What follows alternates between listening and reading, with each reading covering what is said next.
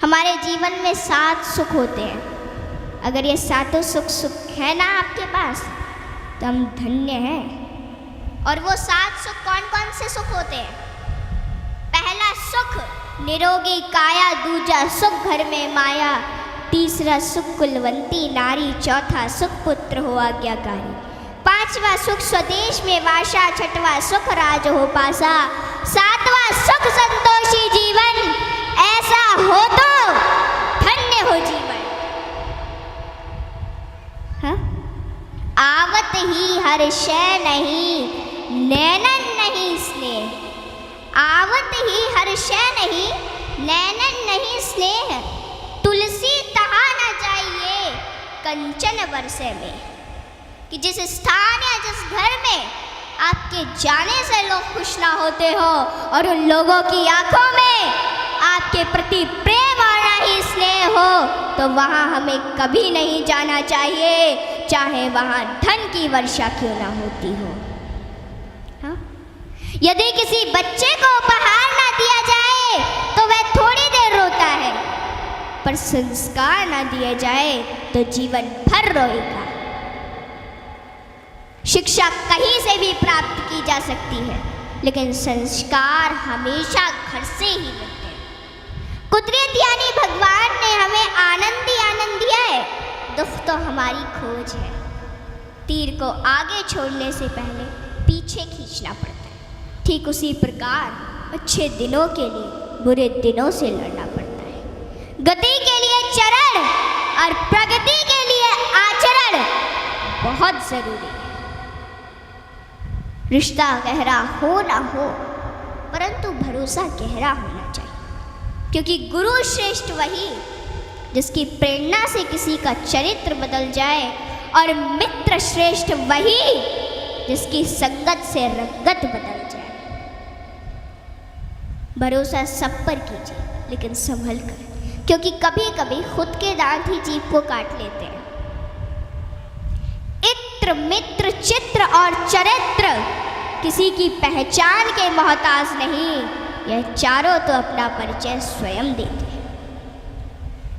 जीवन में जो कुछ भी करो पूर्ण समर्पण के साथ करो। प्रेम करो तो मीरा की तरह, भक्ति करो तो हनुमान की तरह, प्रतीक्षा करो तो शबरी की तरह, शिष्य बनो तो अर्जुन के समान, और मित्र बनो तो स्वयं कृष्ण के समान। आर्थिक स्थिति कैसी भी हो, खुश रहने के लिए मानसिक स्थिति का मजबूत होना जरूरी है। रावण जब मृत्यु शैया पर था तब उसने श्री राम जी से एक बहुत ही अच्छी बात कही कि मैं तुमसे हर मामले में बड़ा हूँ, उम्र में, बुद्धि में, बल में मेरा कुटुंब भी तुमसे बड़ा है, धन दौलत में भी मेरा राज्य तुमसे बड़ा है, फिर भी मैं हार गया और तुम जीत गए। जानते हो क्यों?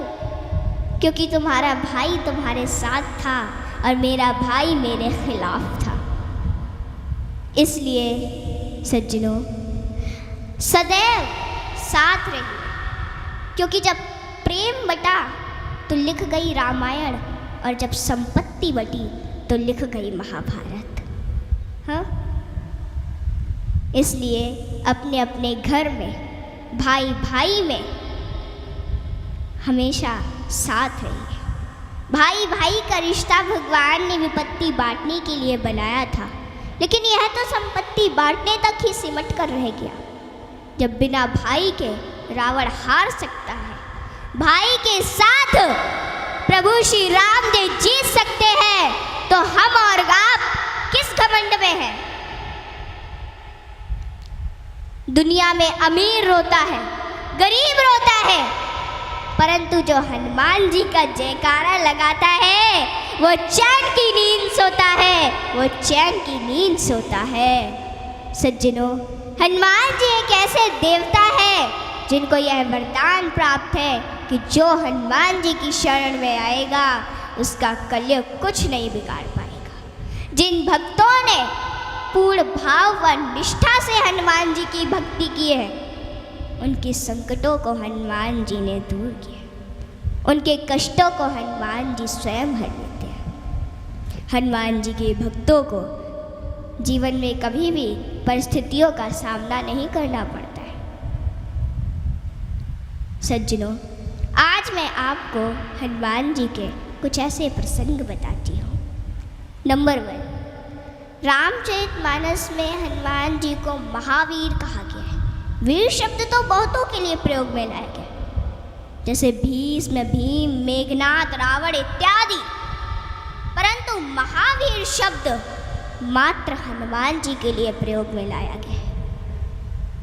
सज्जनों, रामचरितमानस के अनुसार वीर वो है जो 5 लक्षण से परिपूर्ण, विद्यावीर, धर्मवीर, दानवीर, कर्मवीर और बलवीर।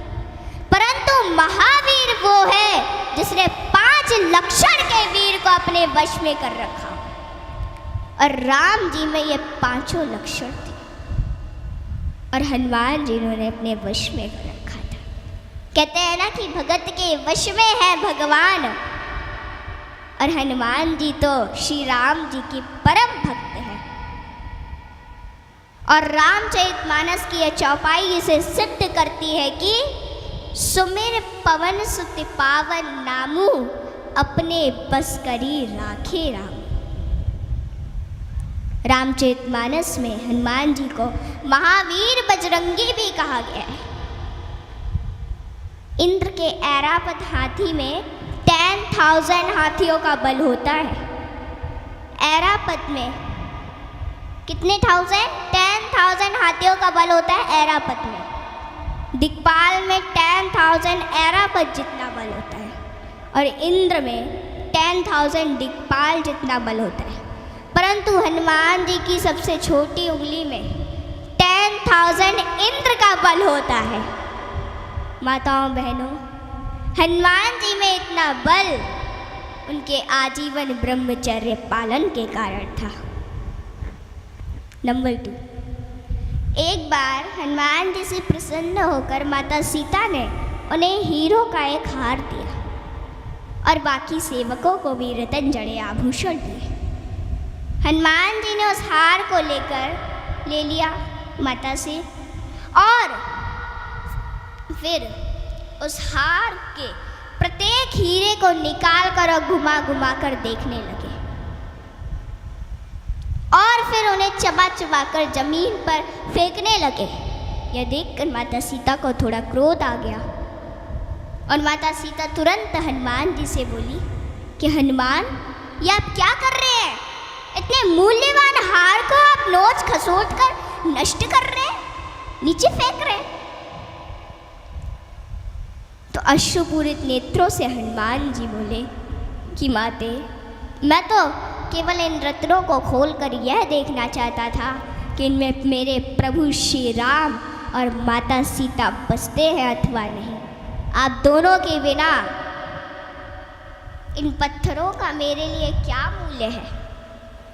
वहाँ पे खड़े बाकी सेवक भी ये सभी घटना देख रहे थे, और वे तुरंत बोले कि हनुमान, यदि इस निर्जीव वस्तु में श्री राम नहीं तो श्री राम कहाँ है?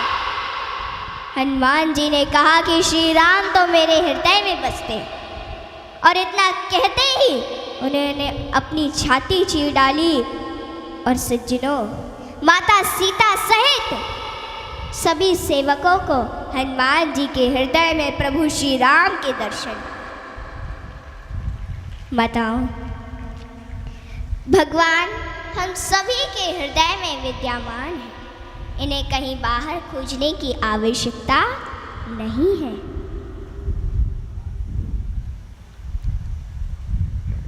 ऊपर वाले की अदालत में वकालत नहीं होती, ऊपर वाले की अदालत में वकालत नहीं होती, और अगर सजा हो जाए तो जमानत नहीं होती प्यारे, सजा हो जाए तो जमानत नहीं होती।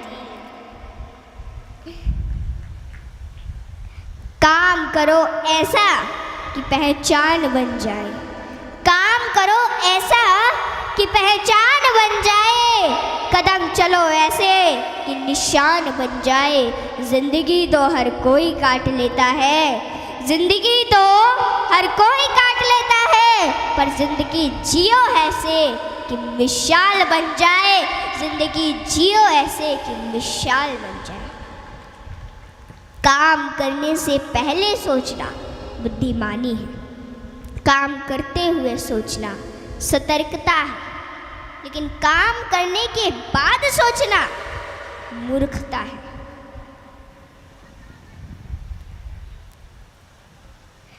सज्जनों, सत्संग क्या है?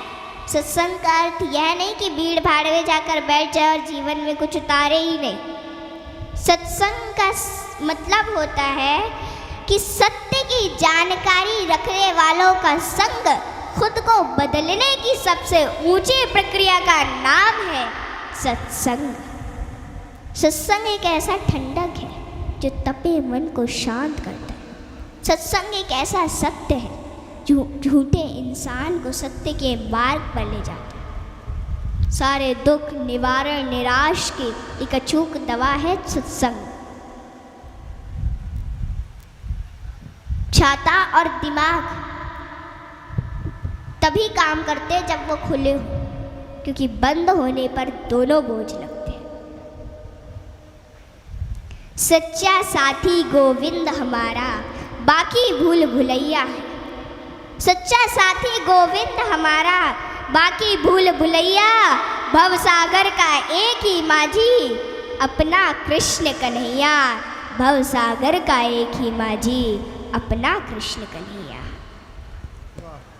जंगल में रहो या बस्ती में, लहरों में रहो या कश्ती में, महंगी में रहो या सस्ती में, पर रहो राम जी की मस्ती में, क्योंकि जो डूबे हैं राम जी की मस्ती में, चार चांद लग जाते हैं उनकी हस्ती में। बोले जय श्री राम। जय श्री राम। भजन मन वचन और तन तीनों से करना चाहिए। भगवान का चिंतन, मन का भजन करो। जीवन बहुत थोड़ा है, विचारों में ही बिता दोगे तो भजन से वंचित रह जाओगे।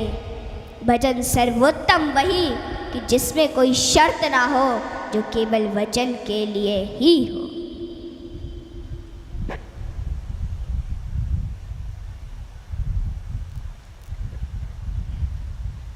सभी लोग एक बार प्रेम से बोले राधे राधे।